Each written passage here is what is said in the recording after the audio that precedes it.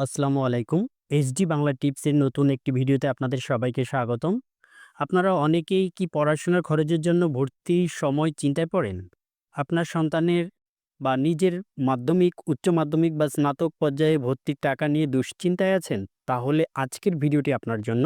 কারণ আজ আমি আপনাদের দেখাবো কিভাবে প্রধানমন্ত্রী শিক্ষা সহায়তা ট্রাস্ট থেকে ৫,০০০, ৮,০০০ এমনকি ১০,০০০ পর্যন্ত ভর্তির সহায়তা পেতে পারেন। তাও আবার সরাসরি অনলাইনের মাধ্যমে। পুরো প্রক্রিয়াটি আমি ধাপে ধাপে বুঝিয়ে দেব, তাই ভিডিওটি শেষ পর্যন্ত দেখুন। প্রথমেই জেনে নেই এই ভর্তি সহায়তা সিস্টেমটি আসলে কি। এটি প্রধানমন্ত্রী শিক্ষা সহায়তা ট্রাস্টের একটি উদ্যোগ, যার মাধ্যমে দেশে দরিদ্র ও মেধাবী শিক্ষার্থীদের ভর্তির খরচ যোগাতে আর্থিক সহায়তা প্রদান করা হয়। মাধ্যমিক পর্যায়ে ৫,০০০ টাকা, উচ্চ মাধ্যমিক পর্যায়ে ৮,০০০ টাকা, স্নাতক ও সমমান পর্যায়ে ১০,০০০ টাকা। এই সহায়তাটি পেতে হলে আপনাকে কিছু ধাপ অনুসরণ করতে অনলাইনে আবেদন করতে হবে। চলুন এখন সেই ধাপগুলো জেনে নেওয়া যাক। অনলাইনে আবেদন করার আগে আপনাকে কিছু কাগজপত্র প্রস্তুত রাখতে হবে। এই ধাপটি সবচেয়ে গুরুত্বপূর্ণ।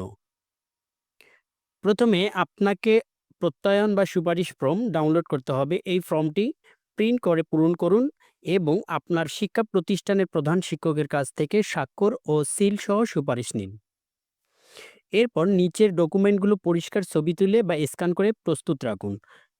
আপনার নিজের একটি রঙিন ছবি, আপনার স্বাক্ষর, আপনার জন্ম নিবন্ধন সনদ, আপনার অভিভাবকের জাতীয় পরিচয়পত্র বা এনআইডি কার্ড এবং প্রতিষ্ঠান প্রধানের কাছ থেকে নেওয়া সেই সুপারিশ পত্রটি। আপনার অভিভাবক যদি ১৩ থেকে ২০তম গ্রেডের কোনো সরকারি বা স্বায়ত্তশাসিত প্রতিষ্ঠানে চাকরি করেন, তবে সেই প্রতিষ্ঠান প্রধানের একটি প্রত্যয়নপত্র লাগবে।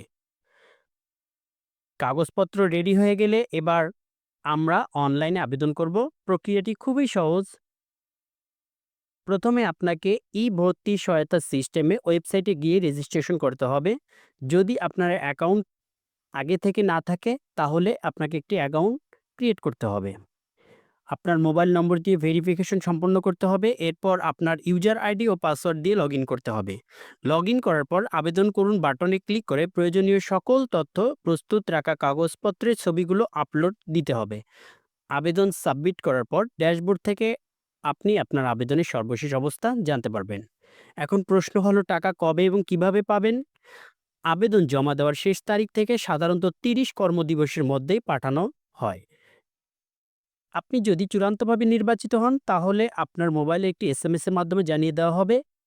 তাই আবেদন করার সময় সঠিক মোবাইল নম্বর দেওয়াটা খুবই জরুরি। আশা করি পুরো প্রক্রিয়াটি আপনারা সহজেই বুঝতে পেরেছেন।